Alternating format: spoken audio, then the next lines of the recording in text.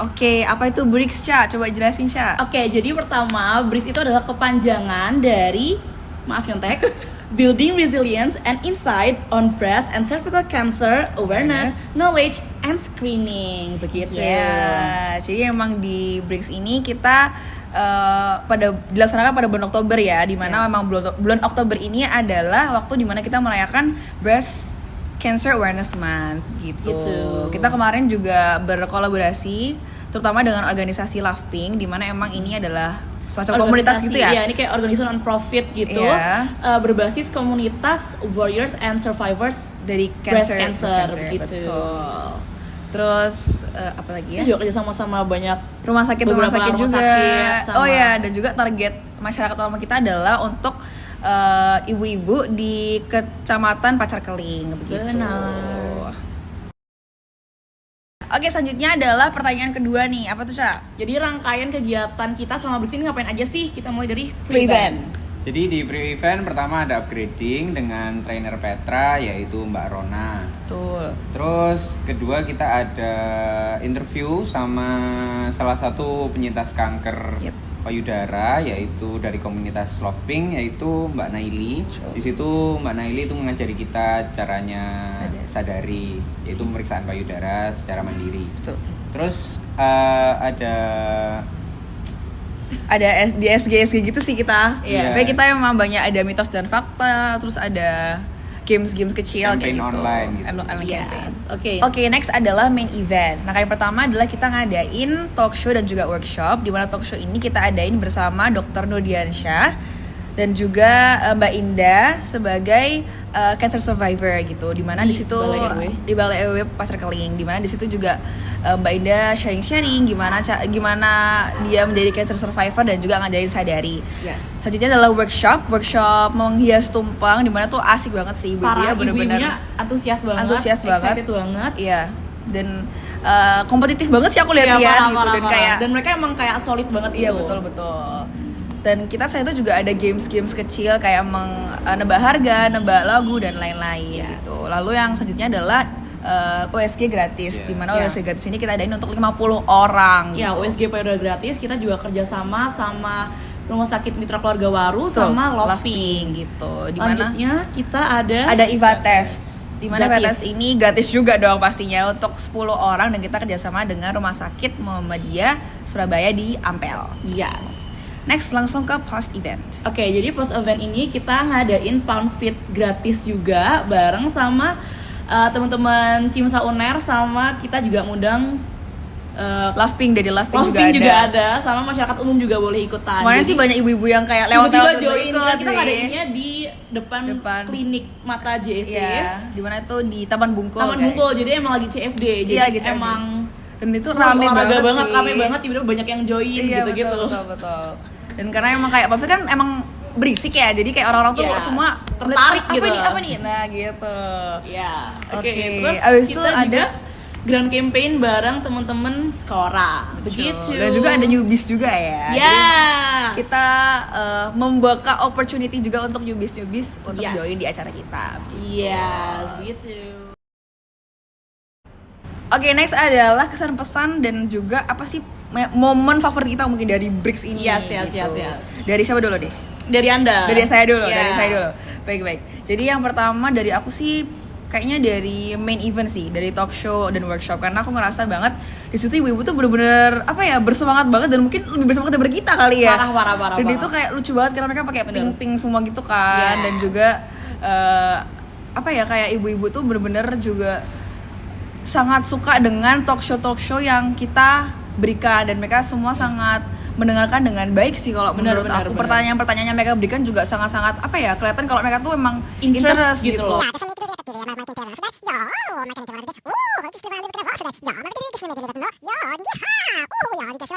Dan mungkin ada beberapa pembelajaran hidup juga kali ya yang kamu dapatkan ya, Gaya. Jadi kayak kelancaran acara kita ini juga karena mereka gitu. Betul.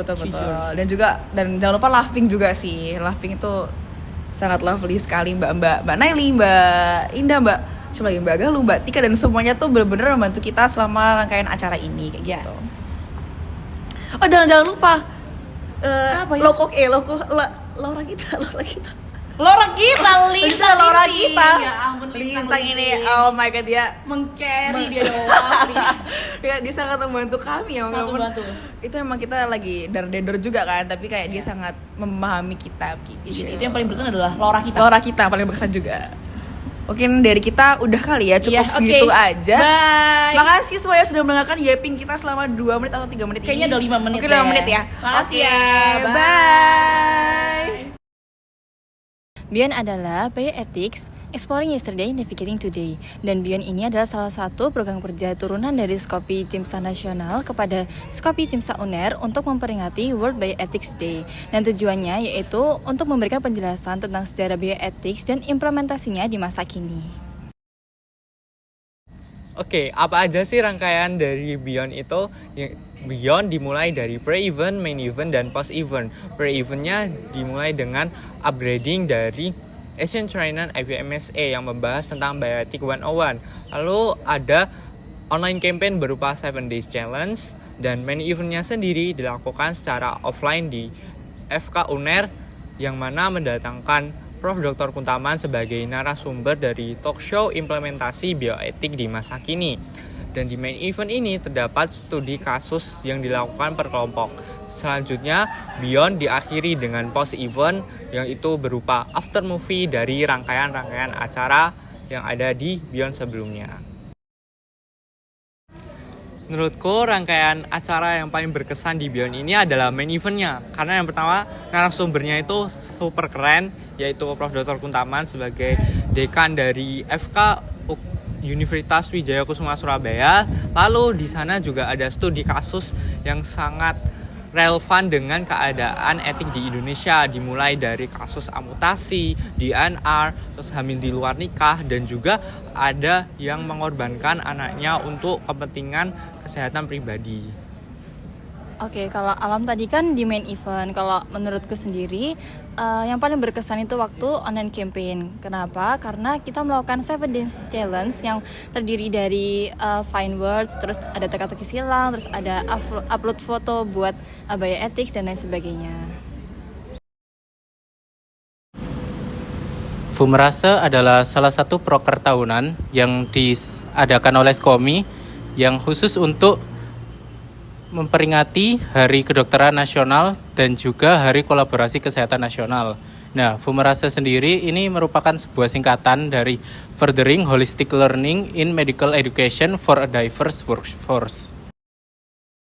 Nah, untuk rangkaian acara dari Fumerase ini sendiri dibagi menjadi 3. Yang pertama yaitu pre-event. Waktu pre-event ini seperti acara Cimsa pada umumnya, sebelum kami melakukan main event, kami akan menyelenggarakan upgrading terlebih dahulu, yang mana untuk merupakan training kepada member-member dari Cimsa, terutama member dari Skomi, mengenai materi yang akan menjadi fokus pada acara utama kami.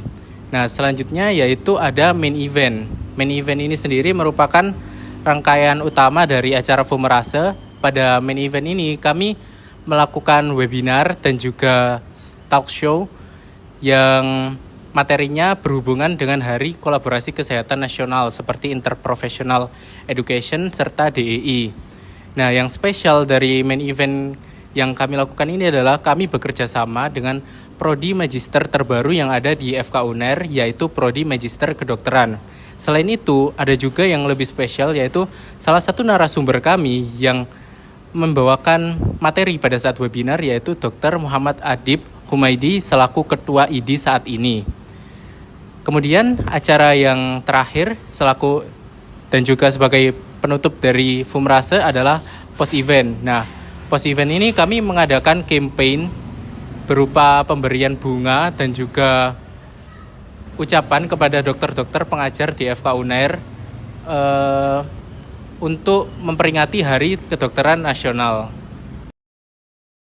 Jadi di sini kita mau jelasin gak sih Jo, Protek itu apa? Oke, mungkin sebelumnya yang belum tahu, Protek itu terdiri dari 2 intervensi nih. Nah, Protek itu apa? Protek itu promoting disaster mitigation to take care of each other. Nah, sekarang yang udah aku sama Bojo jalanin adalah yang intervensi 1. Nah, Protek ini tujuannya apa? Protek ini tuh tujuannya untuk melatih komunitas-komunitas aktif di dalam suatu wilayah untuk lebih tanggap terhadap bencana dan memiliki respon yang aktif terhadap bencana-bencana yang terjadi.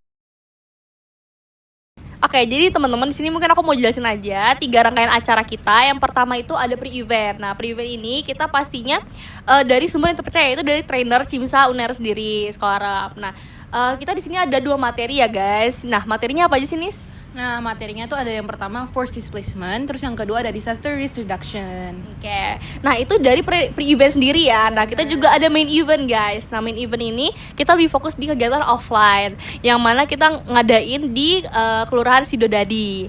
Nah, di sini kita ngadain apa aja sih, Sa? Di sini pertama kita ada simulasi pastinya. Kita ada simulasi terjadinya gempa, karena memang materi kita juga berkaitan dengan gempa itu sendiri. Nah, terus kita juga ada sama apa kemarin? Materi dari BPBD. Materi ini juga sebenarnya berguna untuk emang udah terbiasa BPBD itu ngasih materi ke komunitas-komunitas seperti Karang Taruna dan sebagainya gitu. Oke. Nah, itu kan buat main event ya. Nah, untuk post event itu sendiri kita juga ada beberapa rangkaian nih. Yang pertama pastinya kita ada after movie yang kita upload di IG-nya Cimsa Uner. Jadi pastikan teman-teman nonton ya. Nah, terus habis itu kita ada apa lagi nih, Nis? Terus kita juga ngadain kayak suatu konsep yang baru namanya door to door education, di mana kita tuh kayak datang ke rumah-rumah warga untuk memberikan edukasi. Jadi itu emang niatnya tuh biar tiap warganya tuh emang aware gitu dengan apa yang kita bawain, dan semoga kita juga ngajak dari anak-anak Karang Tarunanya biar mereka tuh bisa latihan buat ngasih tahu warga-warganya gitu, kayak mereka yang ngejelasin tanpa harus kita datang di tempat setiap saat gitu. Jadi itu sih yang dari post event. Jadinya pastinya dari anak-anak Karang Taruna itu udah sendiri pasti udah ngerti materinya juga membagi informasi itu ke lingkungan sekitar. Nah, tapi untungnya tuh masyarakat sangat-sangat antusias sih. Kayak kita juga nyediain booklet buat mereka untuk sebagai salah satu sumber informasi gitu kalau misalnya terjadi apa-apa. Jadi yang pertama pastinya kita mau dapat outcome yang bagus dan juga positif banget, dan juga bisa membantu warga sekitar juga komunitas di sana. Bener, harapannya juga kita berharap komunitas ini bakal bisa mandiri gitu dengan misalnya sesuatu hal yang terjadi, mereka juga udah tahu cara nanggepinnya, solusinya, dan udah mereka juga siap untuk membantu warga-warga di sana gitu. Benar. Mungkin dari kesan-pesan kita itu aja sih. Oke, kasih guys. Pre-Departure Training atau PDT merupakan salah satu aktivitas yang wajib diikutin oleh seluruh mahasiswa outgoing Skopi Cimsa. Ini adalah salah satu fasilitas yang kita bisa berikan kepada mahasiswa outgoings, di mana kita bisa menyiapkan mereka dari A sampai Z, sampai keberangkatan mereka dan juga sampai mereka balik. Jadi Pre-Departure Training ini dibagi menjadi 2, PDT 1 and PDT 2. Dan setiap PDT ini memiliki tujuan yang berbeda. So, the fun part about PDT2 is that we prepare the outgoings for what they're going to face in the future, what they're going to handle, and the different types of needs that they will be doing later on in their separate countries. We also offer soft skills and hard skills. For examples, for our soft skills, we have a short PPT presentation on cultural sensitivity. As well as our hard skills, we also have a little surgical skills workshop that we provide for them in the future. I think it was very, very fun because the surgical skill workshop was where we got to meet with an alumni of Cimsa as well, and we were able to kind of learn suturing as well, and it prepared them as well for the exchange. Jadi, Unspoken ini merupakan salah satu rangkaian kegiatan yang diadakan oleh Cimsa Universitas Airlangga melalui Standing Committee on Public Health. Tentunya kegiatan ini memiliki kepanjangan nih, nggak cuman unspoken aja, tapi punya kepanjangannya juga. Jadi kepanjangannya adalah unveiling needs, sharing facts, offering knowledge, empathy, and nourishment. Jadi kegiatan ini apa sih? Nah, kegiatan ini adalah kegiatan yang memperingati Hari Kesehatan Mental Sedunia pada bulan Oktober lalu. Dan kita juga kegiatan ini didukung oleh SDGs Universitas Airlangga karena Unspoken menjalankan salah satu poin SDGs yang ada di dunia, yakni SDGs poin ketiga. terkait dengan kesehatan. Nah, rangkaian kegiatannya terdiri dari 3 nih teman-teman. Yang pertama ada pre-event, main event, dan post-event. Jadi, pre-eventnya Unspoken dimulai dengan upgrading. Dalam upgrading, terdapat materi tentang basic mental health, depresi, dan workshop how to be a great peer counselor. Lalu, kami melakukan online campaign di stories Instagram tentang kesehatan mental. Kami juga melakukan offline campaign di Unair Kampus A, B, C, dan UNESA, serta ITS. Nah, selanjutnya di main event kita juga ada kegiatan seminar dan juga role play yang mana itu tentang depresi akademik. Kemudian setelah itu peserta juga melakukan workshop untuk menulis gratitude journaling yang mana peserta di situ menulis apa saja hal-hal yang sudah disyukuri terkait dirinya sendiri di hari itu. Setelah itu peserta juga menulis di pohon harapan dan terakhir peserta mengikuti yoga bersama. Oke, yang terakhir adalah post event. Jadi rangkaian post event ini dimulai dari publish artikel populer nih teman-teman. Dan artikel populer ini berisi terkait dengan kesehatan mental seputar dengan depresi akademik yang ditulis oleh public health leader. Jadi kegiatan ini juga menjadi salah satu rangkaian penutup nih teman-teman dari kegiatan Unspoken, dan dilanjutkan dengan publish after movie yang berisi rekap dari kegiatan acara Unspoken ini.